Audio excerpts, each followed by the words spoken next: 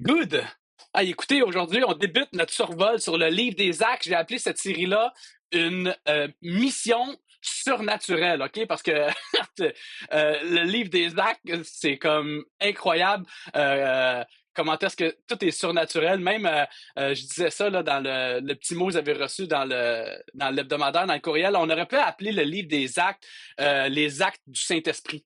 Parce que c'est Dieu qui agit dans le livre des Actes. Là. C'est incroyable, c'est extraordinaire, c'est complètement surnaturel. Donc, c'est pour ça qu'on a appelé ça on a appelé cette série-là une mission surnaturelle. Puis, dans les 7 prochains dimanches, incluant aujourd'hui, on va survoler pas tout le livre des Actes, parce que vous savez, Actes 28 chapitres.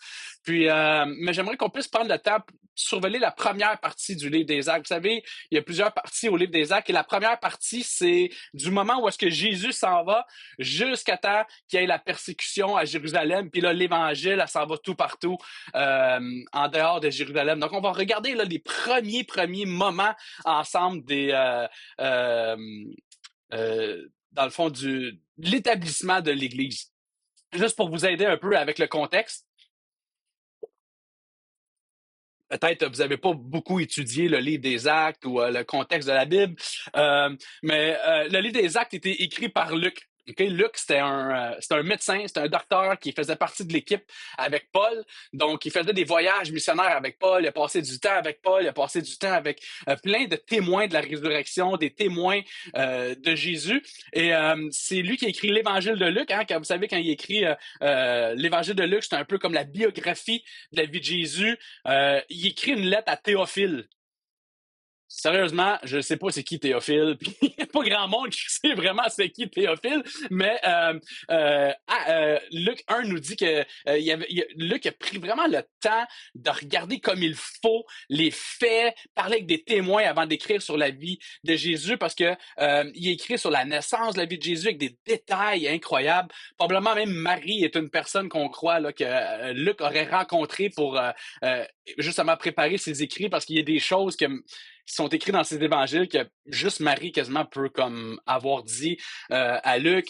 Donc ça raconte un peu la naissance de Jésus, sa jeunesse, ses 3 années de service de ministère de Jésus, comment est-ce que Jésus il a équipé puis formé les disciples, comment il a enseigné la foule, comment est-ce qu'il a confronté les religieux de son époque. L'Évangile nous raconte les circonstances de sa mort puis de sa résurrection. Et ça finit son premier livre. C'est la biographie un peu de la vie de Jésus. C'est comme ça raconte la vie de Jésus. Et là, Actes des Apôtres est comme le deuxième livre qui vient tout de suite après, qui est comme la continuité. C'est comme le tome 2. Hein. Vous savez, des fois, on lit des livres, il y a le tome 1, il y a le tome 2. Ben, c'est exactement la même chose avec Luc. Son tome 2, c'est le livre des Actes. On peut lire au verset 1 et 2 du premier chapitre. Il dit, cher Théophile, dans mon premier livre, j'ai parlé de tout ce que Jésus a commencé à faire et d'enseigner jusqu'au jour où il a été enlevé au ciel après avoir donné ses ordres par le Saint-Esprit aux apôtres qu'il avait choisis. Donc, il commence en reparlant à Théophile, puis il dit, hey, moi, dans le premier livre, je t'ai parlé de, hey, c'est comme comment que Jésus est venu, puis toutes les choses concernant Jésus. Et là, dans le deuxième livre, il nous explique maintenant comment est-ce que ça a changé le monde.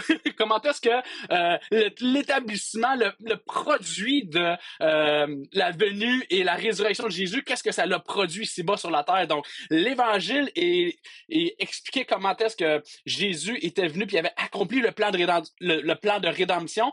Puis là, on voit ensemble comment est-ce que ce plan de rédemption-là, il s'y met en œuvre, puis comment est-ce qu'il change la vie des gens, puis comment l'établissement de l'Église a commencé, comment l'Église, qui encore 2000 ans après, fleurit encore. Donc, c'était vraiment un moment pivot dans l'histoire du christianisme, dans l'histoire je dirais même de l'humanité. Donc, et le livre débute avec vraiment les derniers moments de Jésus qui passe avec ses disciples avant de s'en aller. Puis après ça, il leur demande d'aller de faire toutes les nations des disciples. Puis j'aimerais ça qu'on puisse ensemble tourner dans Actes au chapitre 1. Tournons ensemble dans Actes chapitre 1 au verset 1. On va lire verset 1 à 14. Ah, là, je veux juste faire une petite parenthèse vraiment rapidement, là, mais je nous encourage là, très, très fortement. Je pense que c'est la première fois de ma vie que je fais ça, mais je le dis. Je nous encourage le dimanche là, à amener une Bible. C'est comme ça, là. C'est en papier, une vraie Bible en papier. Puis je sais là, qu'on a nos iPhones, mais je trouve que il y a plusieurs avantages, puis je pourrais vous en parler à un autre moment donné, là, ça fait pas partie de la prédication, là, mais il y a plusieurs avantages vraiment concrets à avoir une Bible papier avec nous, puis pouvoir tenir un livre dans notre main, puis fouiller dedans, puis apprendre à lire dans notre Bible. Donc, je nous encourage là, à sortir notre Bible papier, puis à l'amener. En passant, j'utilise là à Église 21, là, à moins qu'on change d'idée, mais j'utilise la Sorgon 21. Donc, si vous voulez vraiment bien suivre là, avec nous, là, la Sorgon 21, c'est celle-là, là, la petite là, qu'on a. Là, on en a quelques copies à l'Église. Euh, on utilise la Sorgon 21 parce qu'elle est vraiment proche du texte, mais elle est écrite aussi dans un langage pour qu'aujourd'hui, on puisse vraiment bien comprendre là, pour les nouveaux qui viennent de se joindre à l'Église. Donc, lisons Acte 1, 1 à 14. Cher Théophile, excusez, je vais partir mon timer parce que sinon, moi, je ne serai pas arrêtable.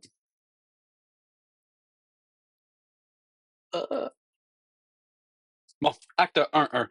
Cher Théophile, dans mon premier livre, j'ai parlé de tout ce que Jésus a commencé de faire et d'enseigner, jusqu'au jour où il a été enlevé au ciel après avoir donné ses ordres par le Saint-Esprit aux apôtres qu'il avait choisis.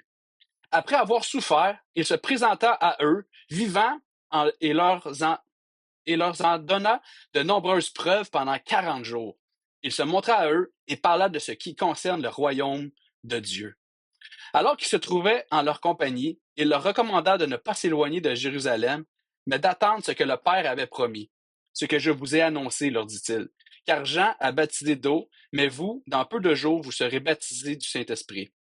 Alors que les apôtres étaient réunis, ils lui demandèrent, Seigneur, est-ce à ce moment-là que tu rétabliras ton royaume, le royaume pour Israël? Il leur répondit, ce n'est pas à vous de connaître les temps ou les moments que le Père a fixés de sa propre autorité. Mais vous recevrez une puissance lorsque le Saint-Esprit viendra sur vous, et vous serez mes témoins à Jérusalem, dans toute la Judée, dans la Samarie et jusqu'aux extrémités de la terre. Après avoir dit cela, il s'éleva dans les airs pendant qu'ils le regardaient, et une nuée le cacha à leurs yeux. Et comme ils avaient les regards fixés vers le ciel pendant qu'ils s'en allaient, deux hommes habillés de blanc leur apparurent et dirent, Hommes de Galilée, pourquoi restez-vous plantés là? Non. Comment regardez-vous le ciel?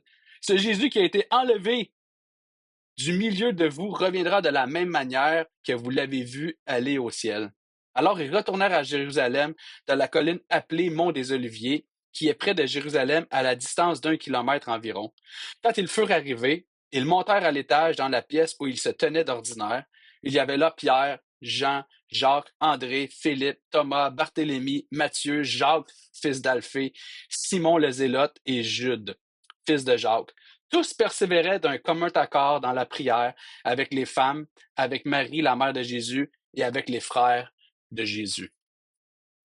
Donc, les premiers versets de notre texte aujourd'hui, il nous ouvre les yeux sur les derniers moments de la vie de Jésus, puis qu'est-ce qui se passe immédiatement après ces derniers moments-là de la vie de Jésus. Puis on voit dans ce texte-là, chapitre 1, surtout le verset 8, probablement plusieurs connaissaient, hein, mais il dit, vous recevrez une puissance lorsque le Saint-Esprit viendra sur vous. Et là, il leur dit, vous serez mes témoins à Jérusalem, dans la Judée, dans la Samarie et jusqu'aux extrémités de la terre.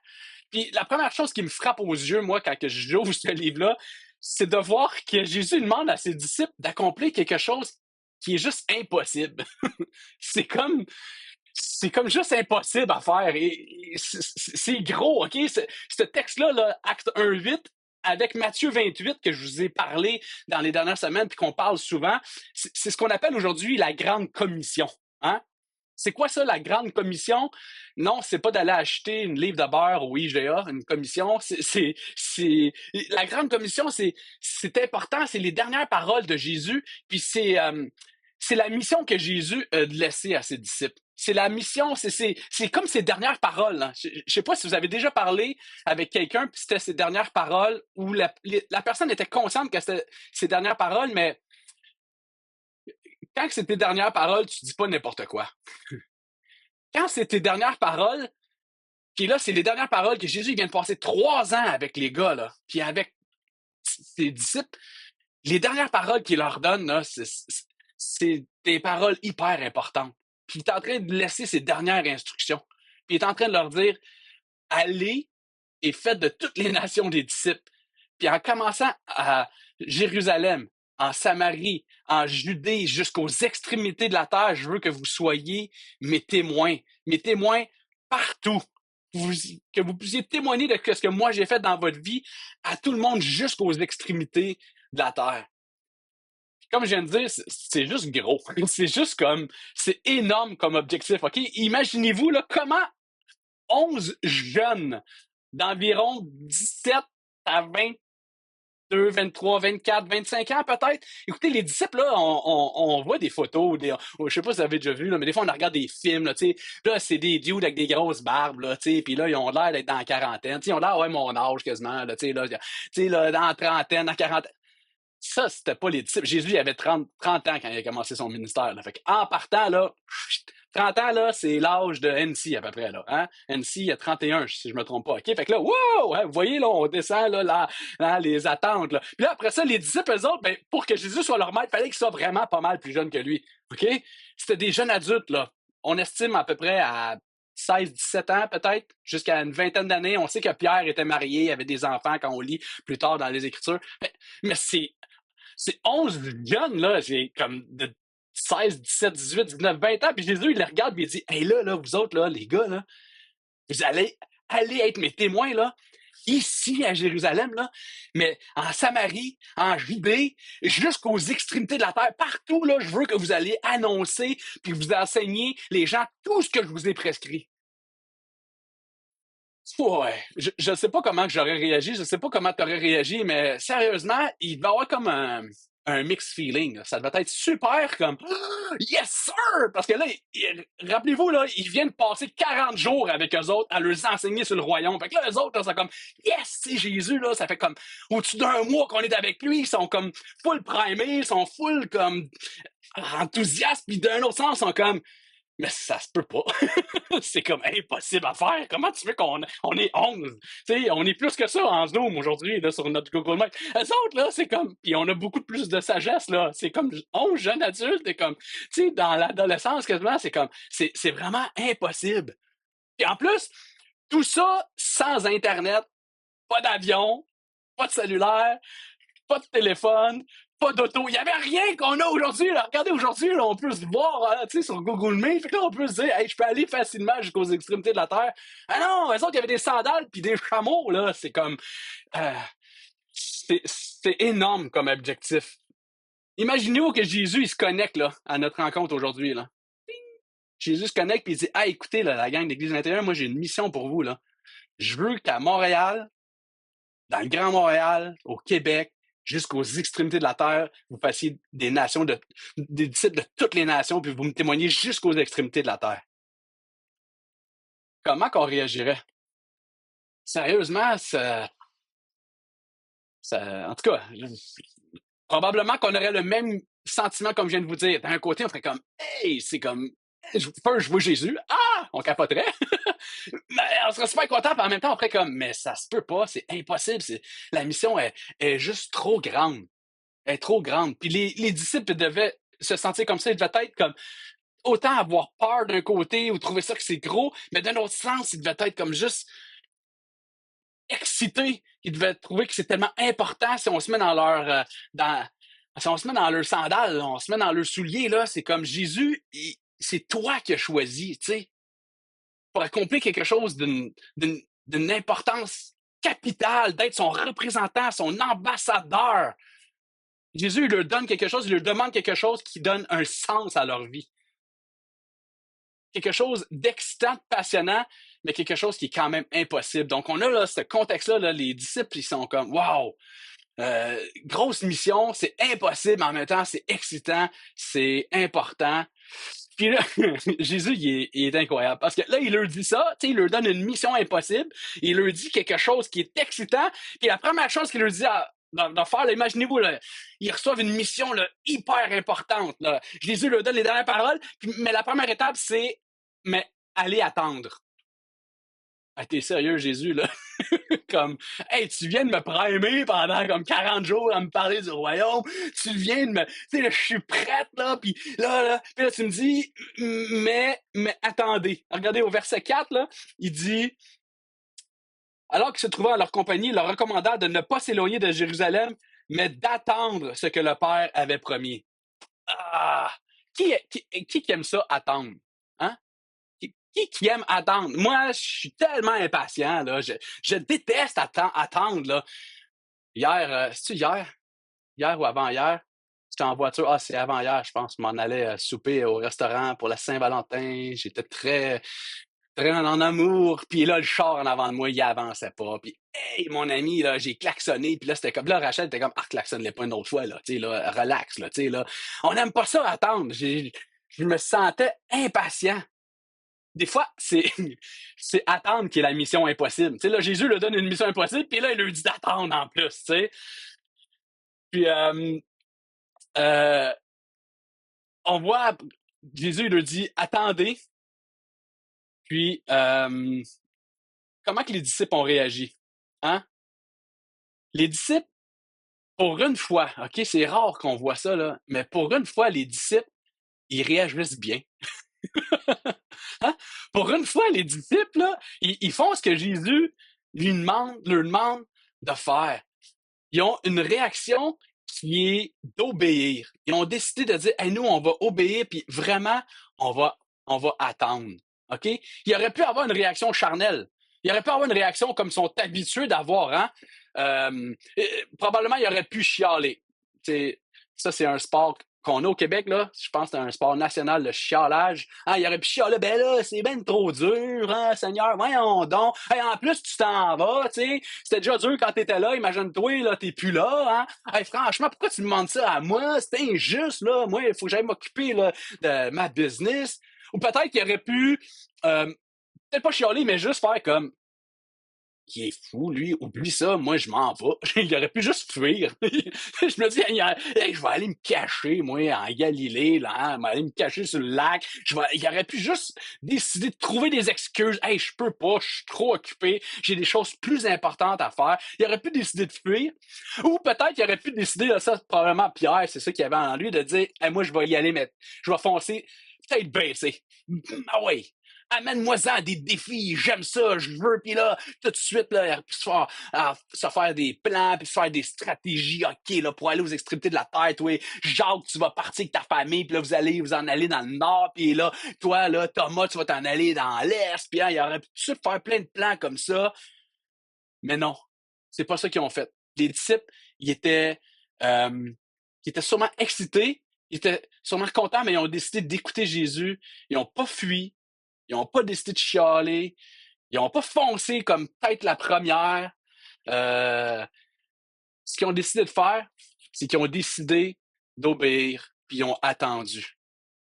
Trois choses que les disciples, j'aimerais ça qu'on puisse voir trois choses que les disciples ont faites, puis qui vont nous aider à nous à être en mission ici, à Montréal, dans notre famille, dans nos quartiers, dans nos milieux de travail. Trois choses que les disciples ont fait, puis qui vont nous aider, nous aussi, à pouvoir être en mission pour Jésus. La première, c'est que les disciples ils ont obéi. Ils ont attendu. Jésus leur avait demandé d'attendre, ils ont attendu les 10 jours. 10 jours, ça paraît peut-être pas tant long, mais ils ne savaient pas combien de temps ils allaient attendre comme ça. Mais pas Jésus, mais les disciples ils ont décidé d'attendre ces 10 jours-là. Je ne sais pas si tu es dans un temps en ce moment de ta vie où ce que Jésus il te dit attends. Mais c'est pas le fun d'attendre. Ça devait sûrement pas l'être pour eux autres non plus à ce moment-là. Peut-être que Dieu te demande d'attendre. Hey, attends. Hein, t'es peut-être tanné d'attendre, t'as peut-être des attentes, puis peut-être que t'attends l'amour de ta vie, puis t'as hâte de rencontrer l'amour de ta vie pour pouvoir passer ta vie avec quelqu'un, puis là t'es dans je m'en ai dit une foutue de période d'attente parce que je me rappelle quand j'étais célibataire, j'étais tellement frustré des fois, j'étais juste comme je t'en ai d'attendre. Hein? Peut-être que tu es dans l'attente d'avoir ton statut de résident permanent ici au Canada. Peut-être que tu attends la journée de ta fête parce que là, tu vas avoir des cadeaux la journée de ta fête ou que tu vas avoir un repas spécial. Hein? Je ne sais pas si tu es en train d'attendre, mais il y avait une raison pour laquelle Jésus a demandé à ses disciples d'attendre. C'est parce que c'était ce qu'il y avait le mieux pour eux. Des fois, on n'est pas content de la situation dans laquelle on est en train d'être en attente. Mais si c'est ce que Jésus nous demande, si c'est dans la situation dans laquelle Jésus, il nous met, comme il a mis les disciples, c'est parce que c'est ce qu'il y a de mieux pour nous autres. Jésus a demandé à ses disciples d'attendre car il n'était pas capable de faire ce qu'il s'attendait d'eux. Il avait besoin de l'Esprit. Si les disciples étaient partis avant que l'Esprit vienne, ça aurait été la catastrophe. Les disciples n'étaient pas habilités à faire ce que Jésus leur demandait de faire. C'était une mission qui était impossible, puis il y avait besoin de Jésus en eux. Il y avait besoin de l'Esprit. Jésus avait dit, il vaut mieux pour moi que je m'en aille puis que vous receviez l'Esprit. Imaginez-vous les disciples à ce moment-là. Moi, j'aurais fait comme time out, Jésus, c'est pas vrai. J'aime bien mieux t'avoir à côté de moi tout le temps. Mais Jésus, il dit non, non, non, c'est mieux que je m'en aille parce que en m'en allant, je vais vous envoyer mon esprit. Fait que c'est mieux d'avoir Dieu en nous à travers avec son esprit que d'avoir Jésus à côté de nous. Les disciples avaient vraiment besoin d'attendre parce que sinon, ça aurait été la catastrophe. S'ils n'avaient pas attendu, il aurait pu, je ne sais pas, qu'est-ce qu'il aurait pu avoir comme conséquence dans leur vie, mais ça les aurait découragés, ça les aurait blessés, ça leur aurait fait mal, ça aurait fait mal à d'autres, ils auraient été découragés. Puis souvent, Jésus nous demande d'attendre. Puis la raison pourquoi il nous demande d'attendre, ben, c'est parce que c'est ce qu'il y a de mieux à faire. Parce que sinon, on peut soit se blesser, blesser d'autres, ou on peut faire des choix qui sont désastreux. Pensons à Saül. Je ne sais pas si vous vous rappelez cette histoire-là, mais de Saül qui devait attendre que le prophète Samuel arrive pour offrir le sacrifice avant d'aller au combat. Puis là, mon Saül, il est tanné d'attendre. Puis là, il voit l'ennemi approcher. Puis il est comme, hey, je vais le faire, moi. Mais ça lui a coûté sa royauté. Simplement parce qu'il n'a pas été capable d'attendre que Samuel vienne. Puis c'est Samuel ou Nathan? J'ai un blanc de mémoire, là. Mais je pense bien que c'est Samuel.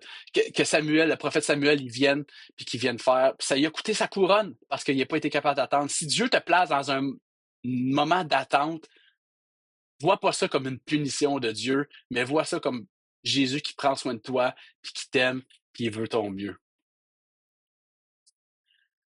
Donc, premièrement, si on veut être capable d'être une lumière puis d'accomplir les choses que Dieu nous demande pour notre propre vie, premièrement, il faut obéir. Dieu a demandé d'attendre à ses disciples. Donc, des fois, Dieu, il nous demande des choses qu'on n'aime pas, mais des fois, Dieu, c'est ça, il nous demande d'attendre ou on vit des attentes dans notre vie. Mais la première chose que les disciples ont dû faire qui était difficile, c'était d'attendre. La deuxième chose que les disciples ont faite, c'est qu'ils ont été en prière. Le verset 14 nous dit, les disciples persévéraient d'un commun accord dans la prière. Tous persévéraient d'un commun accord dans la prière avec les femmes, avec Marie, la mère de Jésus, et avec les frères de Jésus. Tant qu'à attendre, les disciples ils ont dit, ben, on va faire quelque chose de constructif en attendant. OK, non, on n'a pas l'esprit, puis on a vraiment besoin d'attendre l'esprit, mais ils sont pas partis jouer genre à des jeux vidéo, ils sont pas partis comme à retourner à la pêche, puis on fait comme, ben, on va attendre, tu sais, puis mec, il arrive quelque chose de spécial. Ben là, après ça, on partira faire ce que Jésus nous demande. Non, ils étaient dans cette attente. Ils étaient dans un esprit de prière. Dieu leur a donné une mission extraordinaire puis impossible à faire. Puis eux autres, comment ils se sont préparés? Ben, ils se sont préparés en priant. Puis pas en priant n'importe comment, OK? Le texte nous dit qu'ils ont prié dans un commun accord. Ils étaient dans la prière dans un commun accord. Le terme utilisé ici fait référence à avoir une unité ensemble en venant dans la prière.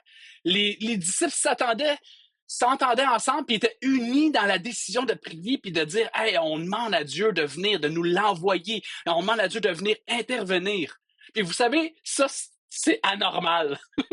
OK? Quand tu as lu l'Évangile de Luc, là, c'est anormal de voir les disciples s'entendre. c'est anormal de voir les disciples être d'un commun accord ensemble dans la prière. C'est comme, non!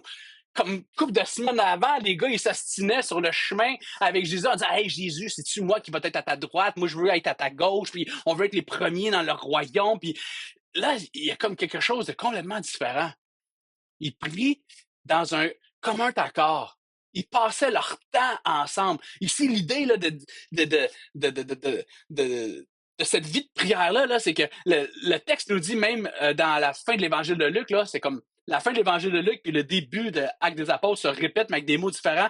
Ça disait qu'ils étaient tous les jours ensemble au temple, dans les maisons. Ils étaient unis. Ils étaient ensemble, connectés ensemble, puis ils priaient, puis ils attendaient hein, l'arrivée de Jésus. Puis moi, je crois qu'une des raisons qui les a poussés à pouvoir se réunir comme ça, à prier, puis qui a aidé à avoir un impact extraordinaire, c'est que la prière les préparait parce que la prière, elle nous unit. Quand tu passes des moments de prière avec des gens, tu viens qu'à développer une unité. Puis c'est dans la prière, puis ils étaient unis ensemble dans la prière. Puis c'est un des éléments que Dieu a utilisé, leur prière commune ensemble a permis qu'ils puissent être des témoignages extraordinaires après. Donc, ils priaient d'un commun accord, et ils persévéraient dans la prière. Fait que encore là, le terme de persévérer, c'était pas juste comme ah ben là, ils ont prié 5 secondes avant le souper, puis après ça, ben ils laissaient ça. Ou ben là, ils ont pris un petit 5 minutes là, le matin. Ah, on prenait. Non, non, non, non, c'était comme un mindset qu'il y avait là. C'est comme il soupirait, il vivait quelque chose d'extraordinaire. Là. C'était pas comme une petite case à cocher sa liste. Là. Il avait le goût de venir ensemble, il avait le goût de se rencontrer, il avait le goût d'aller au temple, puis de prier, puis il était habitué d'avoir Jésus à côté d'eux, puis là, Jésus, il s'en va. Ils sont tous déboussolés. Là. Il était comme, ben, on va aller dans la présence de Jésus, puis on va persévérer, puis on va rester dans sa présence, dans la prière. On va chercher sa présence. Donc, les disciples, ils se sont préparés à faire quelque chose d'extraordinaire, à la mission extraordinaire que Dieu leur a donnée, en obéissant à Jésus, en attendant. Deuxièmement, en priant. Puis, troisièmement, en se préparant. Ils se sont préparés en ajoutant des gens à leur équipe de direction. Regardez le reste. On va lire le reste du chapitre. Allons au verset 15. À cette époque-là, Pierre se leva au milieu des disciples. Le nombre des personnes réunies était d'environ 120. Il dit, mes frères, il fallait que s'accomplisse l'Écriture, ce que le Saint-Esprit avait annoncé d'avance par la bouche de David au sujet de Judas, devenu le guide de ceux qui ont arrêté Jésus. Il était l'un des nôtres et il avait part au même ministère. Cet homme a acheté un champ avec le salaire du crime. Il y est tombé en avant, s'est éventré et toutes ses entrailles sont sorties. Tous les habitants de Jérusalem l'ont appris. C'est pourquoi ce chant a été appelé dans leur langue Akeldama, c'est-à-dire le chant du sang. Or, il est écrit dans le livre des psaumes que sa maison devienne déserte et que personne ne l'habite et qu'un autre prenne sa charge. Il faut donc choisir un homme parmi ceux qui nous ont accompagnés tout le temps où le Seigneur Jésus a vécu avec nous, depuis le baptême de Jean jusqu'au jour où il a été enlevé du milieu de nous. Il nous sera associé comme témoin de sa résurrection. Ils en présentèrent deux, Joseph appelé Barsabas, surnommé Justus, et Matthias. Puis ils firent cette prière. Seigneur, toi qui connais le cœur de tous, désigne lequel de ces deux hommes tu as choisi pour prendre part à ce ministère et à cette charge d'apôtre que Judas a abandonné pour aller à la place qui est la sienne. Ils tirèrent au sort et le sort tomba sur Matthias qui fut associé aux 11 apôtres. Là, je tomberai pas dans. J'expliquerai pas toutes là, les. Hey, c'était-tu correct de tirer au sort comme ça ou pas? Puis honnêtement, j'ai vraiment étudié ça cette semaine, puis ils ont vraiment bien fait ça, les apôtres. Je veux juste vous dire ça, là. C'était vraiment bon, le processus de comment ils ont tout fait ça. Mais là, je veux mettre l'emphase sur, bon, Jésus les envoie à Jérusalem, puis il leur dit, écoutez, là, je vous demande d'être mes témoins. Pendant 40 jours, il les enseigne, mais il leur dit, attendez. Là, les disciples, ils attendent. Puis en attendant, deux choses qu'ils font, ils ont une vie de prière ensemble, ils sont unis ensemble dans la prière, mais ils font pas juste rester unis là à rien faire. Ils s'en vont ensemble, puis là, ils décident de bien se préparer. Puis vous savez, Judas, un des 12, il s'était enlevé la vie après avoir été pris de remords pour avoir vendu Jésus. Puis là, Pierre, il dit un peu comme, OK, les gars, dans les psaumes, ça nous dit que ben, ceux qui sont ennemis de Dieu, ils ont plus sa place avec nous, puis on a besoin de remplacer Judas. On a besoin d'avoir quelqu'un qui va venir prendre sa place. Puis les deux versets, là, peut-être que vous voulez juste prendre des notes, mais les deux versets qui font référence ici, c'est Psaume 69, 26 et Psaume 109, 8. Ici, c'était juste toute l'idée de dire, ben, Judas, finalement, il était un ennemi. Il faisait partie des ennemis de Dieu. Puis, on a besoin d'avoir un 12e témoignage. On a besoin d'avoir un 12e alentour de nous. Quelqu'un qui va pouvoir se joindre à nous. Quelqu'un qui était là depuis le début. C'est ça que le texte nous dit. Quelqu'un qui est là depuis le début du ministère de Jésus, puis qui nous a accompagnés tout le long pour être un témoin de la résurrection. Les gars, ils se rappelaient, là, Jésus vous avait dit, vous allez être mes témoins jusqu'aux extrémités de la terre. Puis là, c'est comme, OK, à 11, on n'est pas beaucoup, hein? Jésus avait prévu 12, là. On va en ajouter un 12e à nous autres qui va pouvoir être un témoin de la résurrection. Puis, donc, ils font tout ce processus-là et là, ils établissent une 12e personne à se joindre avec eux.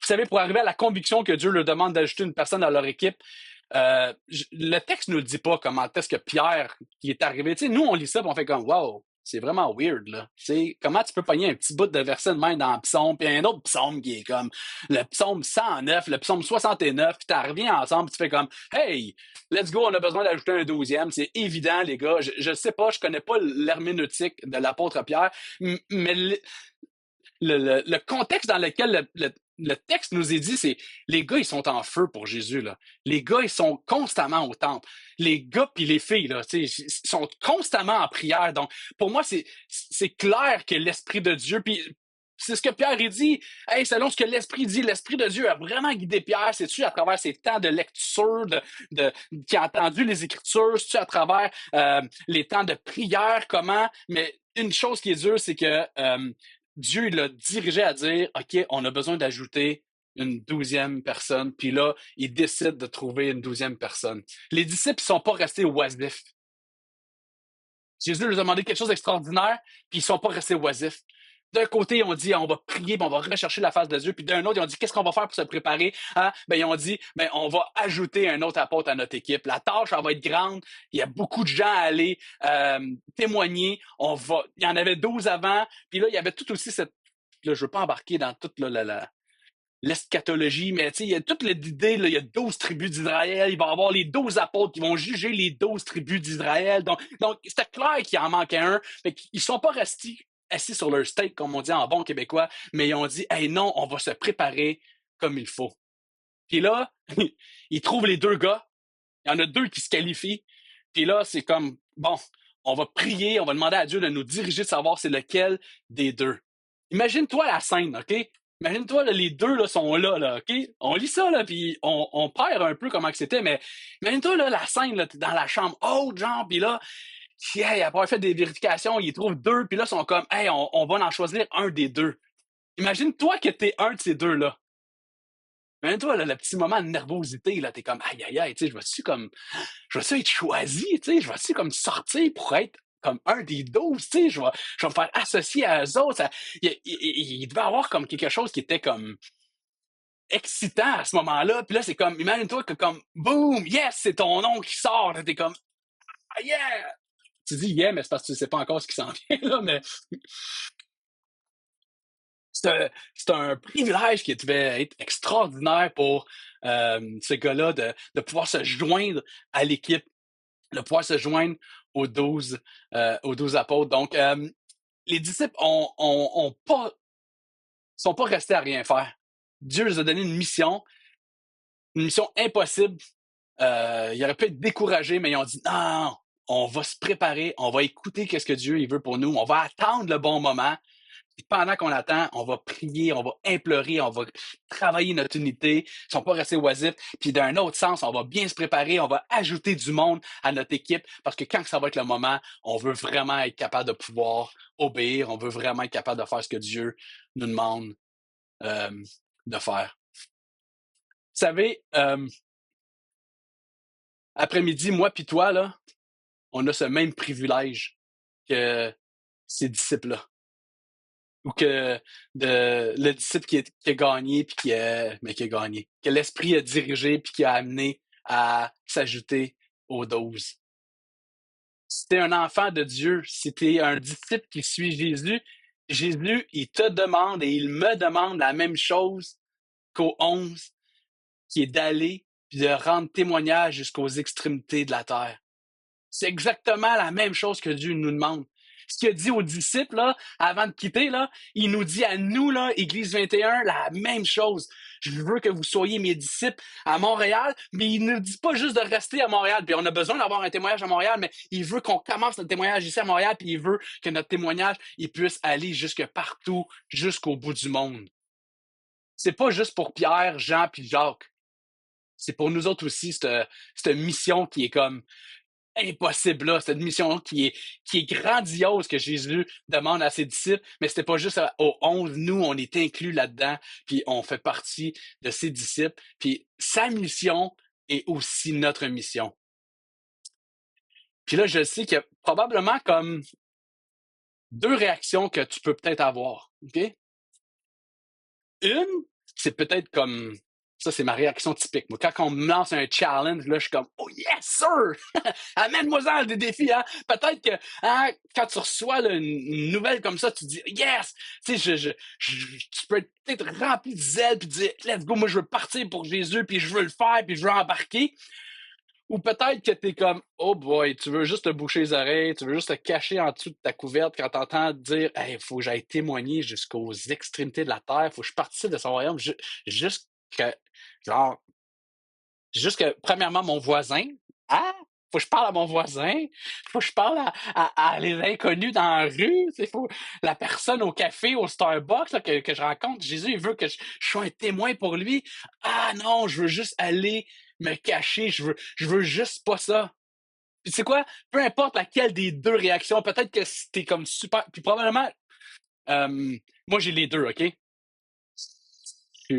C'est up and down. Des fois, je suis comme, yeah, les deux, yeah! Puis d'autres fois, je suis comme, no, no, no, je suis bien chez nous, je ferme la porte, je veux pas parler à trop de gens. Mais peu importe laquelle des deux réactions qui est le plus naturel ou que tu as le plus, là, ce que je veux te dire, là, c'est que sache que c'est pas par tes propres efforts que Jésus te demande d'accomplir ça.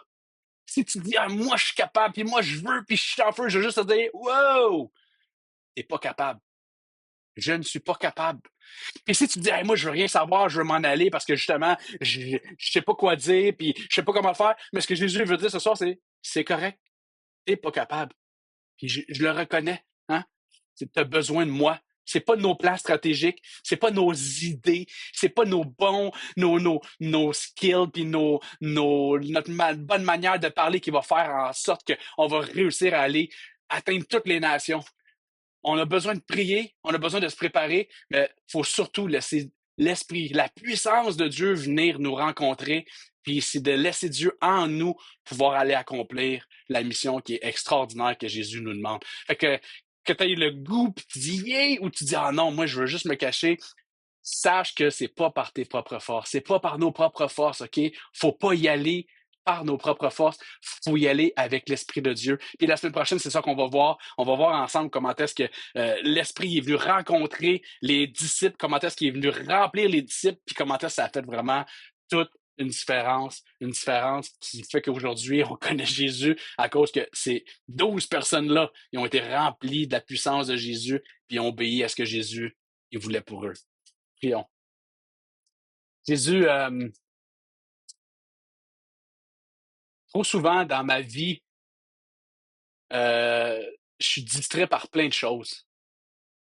Jésus, j'imagine des disciples, comment est-ce qu'ils devaient être là, tellement là, en feu, tellement brûlant de zèle pour toi. On lit dans Luc que quand tu as rencontré les deux disciples sur le chemin d'Emmaüs, le feu brûlait comme en eux. J'imagine à quel point le feu des 11 devait être incroyable après avoir passé ces 40 jours-là avec toi.